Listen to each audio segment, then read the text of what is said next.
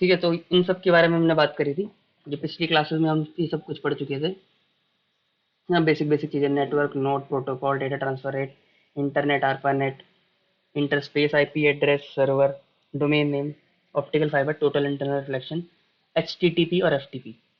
इसके बाद हमने एचटीटीपी एस भी डिस्कस किया था। ये सारे हमारी बात हो गई बेसिक बेसिक। ठीक है, और हमने ये भी देखा था ऑप्टिकल फाइबर के बारे में अगर बात करें तो उसमें क्या लगाते हैं हम लोग। मैंने आपको बताया था क्लैडिंग लगाते हैं। क्लैडिंग का जो रिफ्रैक्टिव इंडेक्स होता है वो कम होता है कोर से। और ऐसा क्यों करते हैं हम लोग, ताकि टोटल इंटरनल रिफ्लेक्शन की जो फिनोमिना है वो हो पाए किसके अंदर, ऑप्टिकल फाइबर के अंदर। इसलिए हम लोग इसको क्लैडिंग को यूज करते हैं, है ना। तो ये इसकी एक बात है। और ये इसका डायग्राम है। ये क्लैडिंग है, ये कोर है, और ये इसके बाहर की कोटिंग है। ये वाला डायग्राम बना लेना एग्जाम में, काफ़ी आपको अच्छा रहेगा। ठीक है, आगे बढ़ते हैं। अभी हमको बात करना है ना, मोबाइल फ़ोन जो है, जैसे हम लोग अपने दोस्तों से वार्तालाप करते हैं, तो वो कैसे अकर हो रहा होता है, कैसे कैसे काम होता है उसका, उसके बारे में हम थोड़ी सी आज बात करते हैं। ठीक है, तो सिम कार्ड्स हमको पता है। सिम कार्ड्स हम लेते हैं, उससे हम लोग अपना मोबाइल चलाते हैं। तो बेसिकली सिम कार्ड का बस काम सिर्फ इतना सा होता है कि सिम कार्ड आपके फ़ोन को आपके टावर तक कनेक्ट कर दे बस। ठीक है, आपका जो नॉर्मल टावर लगा होता है घर के पास, उस उस तक आपका सिम कार्ड आपको पहुंचाता है, आपकी आवाज़ को पहुंचाता है। ठीक है, तो बेसिकली इसका ये काम होता है। अब जैसे आपने किसी नंबर को कॉल किया, मान लो, ठीक है, 9654 एंड डैश डैश डैश, ठीक है, कुछ भी नंबर आपने इसको कॉल किया।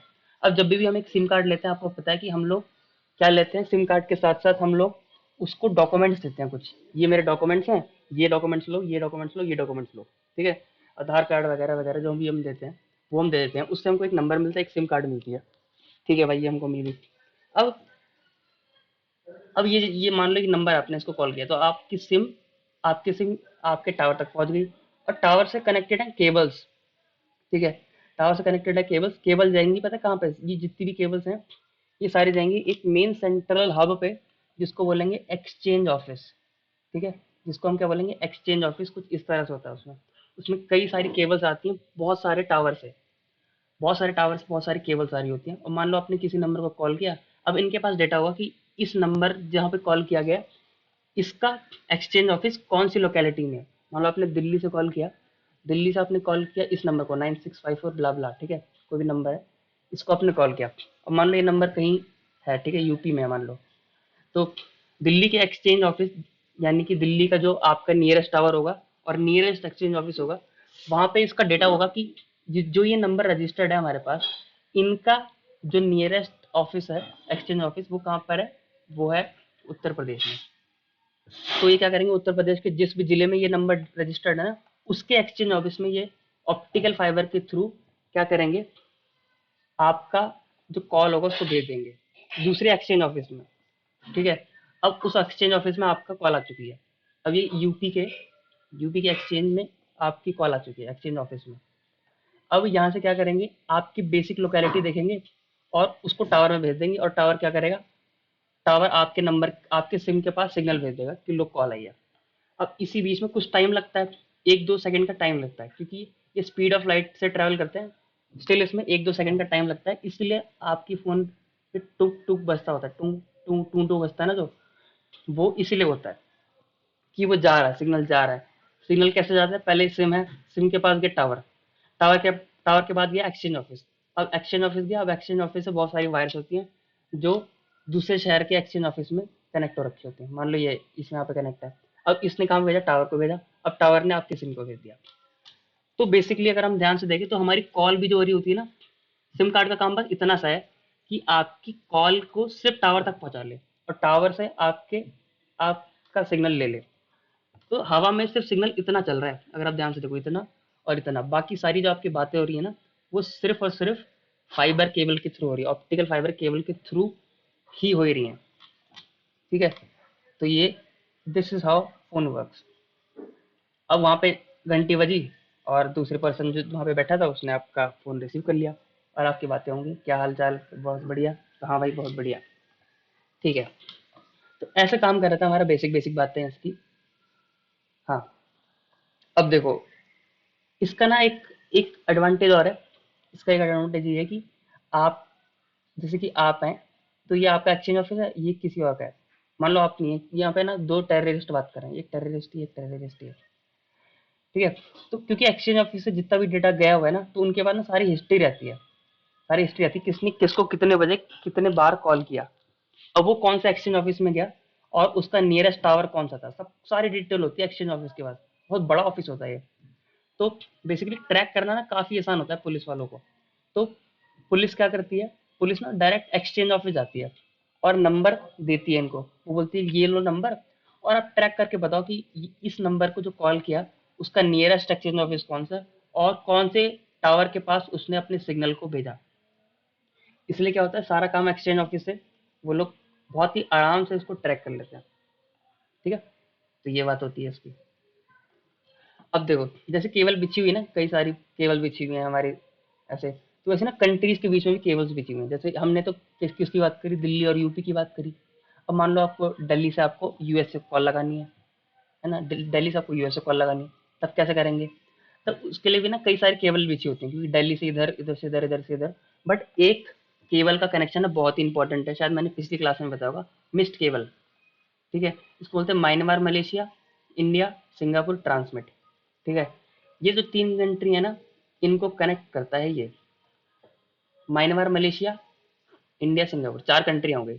म्यांमार, मलेशिया, एम से म्यांमार, मलेशिया, आई से इंडिया, एस से सिंगापुर, टी से ट्रांसमिट। टी से थाईलैंड नहीं है, ठीक है, ट्रांसमिट है। तो बेसिकली हम ना अपना सारा जोर लगा देते थे सिंगापुर पहुंचाने में। हमको किसी किसी तरह से सिंगापुर पहुंचना है। अगर आप सिंगापुर पहुंच गए, तो सिंगापुर से ना बहुत सारी लाइंस निकल रही होती हैं, क्योंकि Singapore is a junction. Junction जैसे स्टेशन का जंक्शन होता है ना, दिल्ली जंक्शन, लखनऊ जंक्शन, जहाँ से सारे रूट की ट्रेनें जा रही होती हैं, वैसे सिंगापुर से ना सारे कंट्रीज की ना केबल जा रही हैं। तो अगर हमको यूएसए से कनेक्ट होना है, ये इंडिया, इंडिया को यूएसए से कनेक्ट होना है, तो इंडिया यूएसए से नहीं, इंडिया सिंगापुर से कनेक्ट होगा। अब सिंगापुर इंडिया को यूएसए से कनेक्ट करवा देगा, ठीक है। तो मिस्ड केबल काफी इंपॉर्टेंट है। ये आपकी ऐसी जनरल नॉलेज के लिए मैंने लिख दिया यहाँ पे, तो आपको थोड़ा पता हो तो कोई बुरी वाली बात नहीं है इसमें।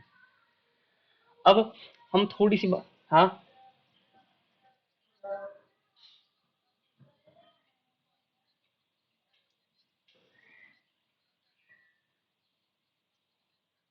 हो सकती है, बिल्कुल हो सकती है, इंफॉर्मेशन लीक हो जाती है कई बार, कि किसी ने अभी एंट्री मारी शिवम ने, पता नहीं शिवम, पता नहीं शिवम कहाँ थे भाई इतनी देर, और मेरे को स्टार्टिंग से ही करना पड़ेगा। हेलो, कहाँ थे। अच्छा अच्छा। अब हम बात करते हैं इवोल्यूशन ऑफ नेटवर्क्स। आपने सुना होगा 1G, 2G, 3G, 4G, ये हैं क्या ये, ठीक है। इसी के बारे में हम लोग बात करते हैं। तो जितनी भी हमारी नेटवर्क्स है ना, जितने भी नेटवर्क है वो ग्रो होते गए टाइम के साथ साथ, टेक्नोलॉजीज बढ़ी, और टेक्नोलॉजीज जैसे जैसे बढ़ी, तो उनकी जनरेशन में डिफरेंस आया, जनरेशन में उनके सुधार आया। तो सबसे पहले आया था 1980s में 1G। इसमें क्या होता था, सिर्फ कॉल्स होती थी, और इनके फ़ोनों में सिर्फ एक एंटीना होता था बड़ा सा। फिर इसमें एक सुधार आया 1991 में, 2G आया। 2G मतलब सेकंड जनरेशन आई। इसमें क्या हुआ, अब आप मैसेज भी कर सकते हैं। एक आपके फ़ोन है, उनमें कॉल तो होती है, पर मैसेज भी कर सकते हैं। ये वही ज़माना था जब हमारे पास छुटका फ़ोन हुआ था नोकिया का, एकदम छोटा फ़ोन होता था जिसमें हम सांप वाला गेम भी खेलते थे कभी कभी, ठीक है। तो ये मैं वर्ल्ड की बात कर रहा हूँ, क्योंकि इंडिया में आने में टाइम लगता है। जैसे कि 5G की बात करें, तो 2020 में 5G आ चुका है, बट इंडिया में थोड़ी आया अभी। मैं वर्ल्ड वाइड की बात कर रहा हूँ। तो 1991 में 2G आ चुका था, जिसमें मैसेज का ऑप्शन भी होता था और कॉल का भी ऑप्शन होता था। 1 रुपए एक मैसेज के लगते थे। फिर 1998 में आया। ये ईयर याद करने की जरूरत नहीं है आपको कि कौन सा कब आया, बस मैं आपको बता रहा हूँ। फीचर्स आपको पता होना चाहिए। 1G में सिर्फ कॉलिंग, 2G में कॉलिंग प्लस मैसेज, 3G में कॉलिंग होगी, मैसेज भी होगा। उसी के साथ साथ आप अब से इंटरनेट यूज कर सकते हैं अपने फ़ोन में, क्योंकि अब से इंटरनेट ने एंट्री मार लिया। तो मैं अगर आपसे पूछूं कि इंटरनेट ने एंट्री कब मारी थी, तो आप 3G बताएंगे, ठीक है। आप लोग 3G बताएंगे। अब कई लोग बोलते हैं 2G चल रहा है, मेरा तो 2G चल रहा है। अरे 2G नेटवर्क, 2G इस अलग, ठीक है। इंटरनेट की जो शुरुआत हुई थी वो 3G से ही हुई थी। इसके बाद 2008 में आया 4G, जिसमें क्या हुआ, वीडियो कॉल्स का ऑप्शन आया। इंटरनेट आप यूज़ करते हैं, आप मैसेज कर सकते हैं, कॉल कर सकते हैं, बट वीडियो कॉल्स आ गए, ठीक है। तो ये क्या हुआ, आपकी 4G हो गई। वीडियो कॉल्स में भी अब 4G जो है ना, 4G के बारे में हम अलग से पढ़ेंगे, आपको कुछ कुछ बातें बताऊंगा। बट उसके बाद ना जो अभी चल रहा है लेटेस्ट वो है 5G। 5G के मैं आपको फीचर्स बता दूं थोड़े थोड़े, आप सुनते चलो उसके। तो 5G में क्या है, 5G में हम IoT को इंक्लूड कर देंगे। IoT की इम्प्लीमेंटेशन हो जाएगी 5G से। ये IoT क्या होता है भाई, क्या बता रहे हो? IoT भाई मेरा तो सर दर्द हो गया सुनते ही। मैं बताता हूँ भाई, टेंशन मत लो। IoT ये होता है internet of things. Internet of things, मान लीजिए आप दिल्ली में रहते हैं, दिल्ली से आप चलेगा कहीं, चलेगा मान लो पटना चलेगा, ठीक है। बट आपको याद आता है कि यार मैं तो अपनी लाइट बंद करना भूल गया हूँ, तो आप अपने फ़ोन से ही घर की लाइट बंद कर सकते हैं बहुत आराम से, चाहे आप दुनिया के किसी भी कोने में हो और लाइट जला भी सकते हैं। तो एक तरह से आपका पूरा जो घर होगा वो स्मार्ट घर हो जाएगा, स्मार्ट होम बन जाएगा। आप हर एक काम अपने फ़ोन की मदद से, इंटरनेट की मदद से सब कुछ कर सकते होंगे। आप अपनी गाड़ी, जो आपकी कार होती है, उसका जो जो हैंडल होता है, स्टीयरिंग होता है, आप उसको भी अपने फ़ोन की मदद से हिला डुला सकते हो। आप अपनी लाइटें बंद कर सकते हो। आप अपना पंखे की स्पीड कम कर सकते हो, तेज कर सकते हो। पंखा ऑन कर सकते हो, ऑफ कर सकते हो। माइक्रोवेव चला सकते हो, फ्रिज चला सकते हो, टीवी चला सकते हो। ये सब कुछ 5G में इंक्लूडेड है। बट आपके पास डिवाइस भी क्या होना चाहिए, स्मार्ट होना चाहिए। कोई पंखा आपका लगा है एकदम वो वाला बजाज ऊषा वाला, है ना, और आप सोच रहे हो कि इस पंखे को चला दूं, तो पंखा भी उस हिसाब से होना चाहिए, है ना। पंखे भी उस हिसाब से होने चाहिए, तभी बात बनती है। तो देखो 1G 2G 3G इनकी स्पीड लिखी हुई है, 2.4 KB पर सेकेंड होती थी, बहुत कम, मतलब एक आप कुछ बहुत ही धीरे चलता था ये। 2G में थोड़ा सुधार आया, 64 KB पर सेकेंड आया। 3G के टाइम से हम लोग MB पे पहुंचे हैं, ठीक है। मेन जो आप लोग को याद रखना, 3G था थोड़ा सा इंपॉर्टेंट है, क्योंकि 3G से आपका इंटरनेट की शुरुआत हुई और 3G से हम लोग MBs में पहुंचे, मतलब हम 2.4 और 64 KBs पे थे। अब 4G आया तो हम 100 MB पर सेकेंड आए। अब 5G में हम लोग 1 GB पर सेकेंड तक पहुंच चुके हैं, ठीक है। जिसमें ultra HD 3D video calls होंगी। IoT में आपको पता है इंटरनेट ऑफ थिंग्स होंगी, हाई स्पीड होगी, मैसेज वगैरह से होंगे, ये सब कुछ होगा। 4G में हमारा वीडियो कॉल आया था और मैसेज का फीचर 2G में आ गया था, ठीक है। ये फीचर्स हैं, आपको पता होना चाहिए। आपके आपके एग्जाम में फीचर्स के हिसाब से पूछेगा, ईयर्स के हिसाब से नहीं पूछेगा। और अगर स्पीड आपको याद रह जाती तो बहुत ही अच्छी बात है। 2.4 KB पर सेकेंड, 64 KB पर सेकेंड, 2 MB पर सेकेंड, 100 Mbps और 1 GB पर सेकेंड। ये कोई बहुत मुश्किल वाली चीज़ नहीं, कोई रॉकेट साइंस नहीं है। थोड़ा सा डेटा याद करने में कोई बुराई नहीं है। चलो आगे चलते हैं। अब देखो 4G की मैंने आपको एक बात बताई थी। अब 4G क्या है ना, 4G से 5G आने में ना, 4G से 5G आने में कई कठिनाई आई। तो सरकारों ने बोला कि आप एक काम करो, 4G को ही ना आप ना छोटे छोटे स्टेप्स में इवॉल्व करते रहो, तुरंत मत आओ इस पे, तुरंत मत आओ। आप 4G 4.1G लाओ, फिर 4.2G लाओ। तो इसको उन्होंने बोला लॉन्ग टर्म इवोल्यूशन, जिसको LTE बोलते हैं। लॉन्ग टर्म इवोल्यूशन मतलब वो दिन पे दिन आपका इवॉल्व होता जा रहा है, कोई आपका एक पर्टिकुलर फिक्स नहीं है वो, कि ये 4G है तो मतलब 4G होगा। वो 4.1G हो सकता है, 4.2, जितने भी उसके वर्जन आते जा रहे हैं, आते जा रहे हैं, वो लॉन्ग टर्म इवोल्यूशन के हिसाब से चल रहा है, ठीक है। ऐसे नहीं कि 4 के बाद सीधा 5 आ गया, उसके छोटे छोटे वर्जन आ रहे हैं। देखो डिफरेंस होता है, वर्जन और जनरेशन में डिफरेंस होता है। वर्जन मतलब छोटे छोटे चेंज, जनरेशन मतलब एक बहुत ही भयानक चेंज आ जाए। तो एक उन्होंने टर्म दी, गवर्नमेंट ने एक टर्म दी, उन्होंने बोला लॉन्ग टर्म इवोल्यूशन करो आप लोग। जितनी भी टेलीकॉम कंपनीज हैं उनको बोला कि आप लोग 4G में LTE लगाएं, लॉन्ग टर्म इवोल्यूशन लगाएं, ठीक है। तो क्या होता था ना 4G में ना, एक दिक्कत थी, मैं बताता हूँ आपको, जब जियो की बात भी बताता हूँ आपको भी। जब जब 4G आया ना, तो 4G के पास देखो, एक तो हम कॉलिंग करते हैं, एक इंटरनेट चलाते हैं हम लोग, ठीक है। तो जो भी हम कॉलिंग करते हैं वो रेडियो वेव से करते हैं, और जो इंटरनेट चलाते हैं ऑप्टिकल फाइबर के थ्रू होती है। तो जब जब 4G में, जब अगर आपको याद हो, जब जियो आया था, तो जियो में भी हम जब 5-6 बार कॉल करते थे ना, तब जाके एक बार कॉल लगती थी। कॉलिंग बहुत ही बेकार थी उसकी, काफ़ी ज़्यादा बेकार थी जब जियो आया था। क्यों ऐसा होता है, क्योंकि इंटरनेट का उन्होंने रास्ता अलग बना रखा था। 4G का सिस्टम अलग था, क्योंकि 4G में वो लोग ऑप्टिकल फाइबर का यूज़ करते थे, और वॉइस के लिए वो लोग यूज़ करते थे रेडियो वेव्स। अब कॉलिंग बहुत ही बेकार होती थी एकदम। कभी कभी बात कर रहे हैं, बात करते करते आवाज़ चली जाती थी। कभी बात कर रहे हैं तो सिग्नल वीक आ रहा है या कॉल ही नहीं लग रही है। तो 4G में दिक्कत थी ना, वॉइस की काफ़ी दिक्कत थी। इंटरनेट ठीक है, internet is fine, but voice के साथ दिक्कत है, क्योंकि वॉइस आ रही है रेडियो के साथ। तब उन्होंने पता क्या बोला, उन्होंने बोला कि आप एक काम करो, वो लाइट का यूज करो, वॉइस ओवर एलटीई। मतलब आप अपना इंटरनेट कैसे चला रहे हैं, आप अपना इंटरनेट किससे चला रहे हैं, ऑप्टिकल फाइबर से, बिल्कुल जी इससे चला रहे हैं हम लोग। तो अब आप एक काम करो, जो आपकी कॉलिंग हो रही है ना, आप अपनी कॉलिंग को भी इसी के थ्रू करवा दो, इसी केबल के थ्रू करवा दो। तो वो क्या कहलाएगा, वो कराएगा voice over LTE, voice over long term evolution. मतलब आपकी जो कॉलिंग होगी ना, वो भी अब किसके थ्रू ट्रैवल करेगी, ऑप्टिकल फाइबर के थ्रू। तो अब देखो जितने भी वोल्टेज के फोन होते हैं ना, तुरंत आप कॉल करो, तुरंत फोन लग जाता है, क्योंकि वो रेडियो वेव्स का यूज ना करके वो लोग ऑप्टिकल फाइबर के थ्रू, जिससे हमारा इंटरनेट चल रहा होता है ना, जिस स्पीड से हमारा इंटरनेट चलता है ऑप्टिकल फाइबर के अंदर, उसी में हम लोग आवाज को भेज देते हैं एज अ सिग्नल। तो आपने देखा होगा, कई कई बार देखा होगा कि कई फोन इसको सपोर्ट करते हैं, वोल्टी किसी का एडवांस फोन होगा ना थोड़ा, तो अपने फोन में एक बार देखना, ये होता है 4G LIT, इसके बारे में आपको मैंने बता दिया। लॉन्ग टर्म एवोल्यूशन यही होता है, एक टर्म है लॉन्ग टर्म एवोल्यूशन, जो 4G में है, ठीक है। हाँ, तो ये बात होगी नॉर्मल कॉल्स वगैरह की। अब हम बात करते हैं सैटेलाइट फोन्स की, ठीक है। तो देखो, ये यूज होते हैं हमारे मिलिट्रीज में।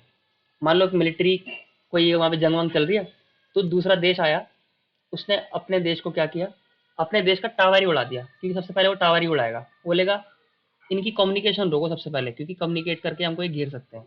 तो उन्होंने टावर उड़ा दिया। अब जब टावर उड़ा दिया, तो इनका सिम कार्ड जो होगा, उनका सिम कार्ड कभी पहुंच ही नहीं पाएगा टावर तक, तो कॉल ही नहीं लग पाएगी। जब कॉल नहीं लग पाएगी तो उसको मार ही देंगे वो लोग, है ना। तो कम्युनिकेशन एक काफ़ी इंपॉर्टेंट चीज़ रहती है मिलिट्रीज में, तो वो उसको हम लोग कर नहीं सकते। तो उसके लिए हमने क्या किया है, उसके लिए हमने सैटेलाइट फोन्स का यूज़ किया। देखो जैसे हम क्या करते हैं, सिम कार्ड से हम टावर की तरफ जाते हैं, फिर टावर केबल के थ्रू एक्सचेंज ऑफिस भेजता है, फिर एक्सचेंज ऑफिस से दूसरे एक्सचेंज ऑफिस, एक्सचेंज ऑफिस से टावर, टावर से आपके फ़ोन पे, ये स्टेप होता है। बट जब हमने क्या किया, जब हमने सैटेलाइट का यूज़ किया ना, सैटेलाइट फ़ोन्स का, तो क्या हुआ, ये काफ़ी स्ट्रॉन्ग फ़ोन्स होते हैं, ये ना डायरेक्टली सैटेलाइट तक पहुँच जाते हैं डायरेक्टली। फिर एक सैटेलाइट से ये लोग दूसरी सैटेलाइट में भेजते हैं, जिसको कॉल करना है, वो कुछ कुछ तो उनके इंटरनल स्टेप्स होते हैं, और वो डायरेक्ट इधर चला जाता है। अब देखो, इसमें कोई भी आपको किसी भी टावर की ज़रूरत नहीं है, डायरेक्ट आप सैटेलाइट से कम्युनिकेशन करते हैं, है ना। बट इसमें भी कुछ कमी है, कमी ये है कि ये ना, ये हाफ ड्यूप्लेक्स है, this is half duplex. Half, ये टर्म है, इससे डरना नहीं है कभी। हाफ डुप्लेक्स, DUPLEX, डुप्लेक्स का मतलब कि जब मैं बात कर रहा हूँ, जब मैं बोल रहा हूँ, तब आप नहीं बोल सकते। तो आपने सुना होगा वो लोग बात करते हैं कि अपने कोड वर्ड में बात करते हैं वो लोग, कि ऐसा बोलेंगे, approaching this site command 101, over, over बोलते हैं वो लोग। ओवर क्यों बोलते हैं, क्योंकि वो बोलते हैं मैं बोल चुका, अब तुम्हारी बारी, भाई तुम बोलो। फिर वो बोलते हैं अप्रोचिंग 101 कमांड ओवर। ओवर एक वर्ड का यूज करते हैं वो लोग, ठीक है। तो इस ये ना हाफ ड्यूप्लेक्स होता है। हाफ ड्यूप्लेक्स मतलब जब एक बंदा बोल रहा है ना, तो दूसरा बंदा सिर्फ सुन ही सकता है, एक ही डायरेक्शन है। बट जब हम नॉर्मल, हम अपने फ़ोन की बात करते हैं, तो ये आप है, ये आपका दोस्त है, आपने इससे बात करी, अब ये भी ना उसी वक्त बोल सकता है जब आप बोल रहे हैं, जब मैं बोल रहा हूँ तब आप बोल सकते हैं। ये बोलते हैं फुल डुप्लेक्स, ठीक है, दिस इज फुल डुप्लेक्स। और हमारे इसमें क्या होता है, हाफ डुप्लेक्स होता है। ये टर्म इंपॉर्टेंट है, duplex, full duplex, half duplex. और ये कैसे कैसे काम करता है ये। अब इसमें भी एक कमी है कि देखो, जब ये सिग्नल भेज रहे हैं, तो ना इसी के बीच में कोई हैक कर सकता है, कोई सिग्नल पकड़ के कुछ कुछ कर सकता है ना। किसी दूसरे देश ने क्या किया, सिग्नल ही पकड़ लिया इनके, और इसी सिग्नल को सुन लिया कि क्या बोल रहे हैं। तो ये भी कमी है, ये भी दिक्कत है।